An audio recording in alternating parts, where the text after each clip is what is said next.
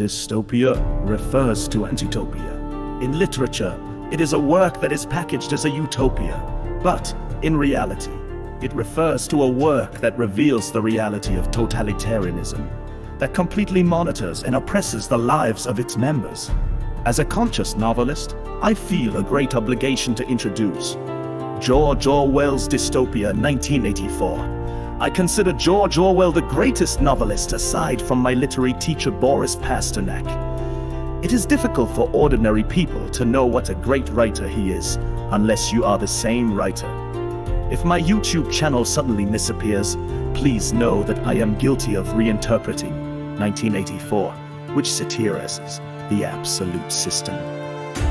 This novel is set in a fictional totalitarian state called Oceania in 1984.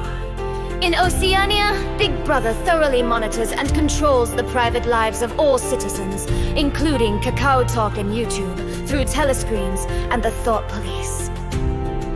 If the party says 2 + 2 disappears, must accept it, otherwise you will be terrorized.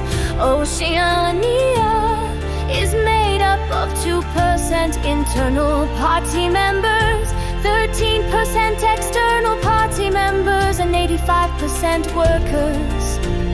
The main character and external party member, Winston, is a low-ranking official who manipulates the truth and is fed up with the party's directive to shout hateful cries every day at the fictional character Goldstein. They say that people seek their own limbs to die. So Winston bought a notebook from an antique shop and started secretly writing a forbidden diary. On a certain day in 1984, let's overthrow Big Brother. The resistance that had been crouching deep in his heart began when Winston was determined to stand up against the absolute monarchy. He met Julia as if by fate. At first, he was wary of her as a police swindler, but Julia confessed her love first. The two grew their love while avoiding the spiderweb-like surveillance network of the telescreen. Marriage is allowed in Oceania, but dating is absolutely not allowed. However, there is no barrier that a love-thirsty lover cannot overcome.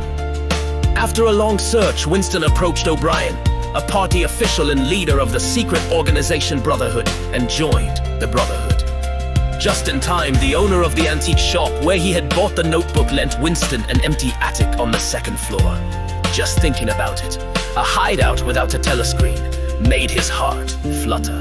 However, both the Brotherhood and the empty attic were traps set by O'Brien. They were arrested in the attic, which they believed to be their love nest. Winston's back was bent, his hair fell out. Even though his body was completely torn apart, he protected Julia. However, the thought police were looking at Winston's weaknesses like a microscope. They took Winston to the terrifying room 101 and used rats, which Winston was most afraid of, to destroy his soul.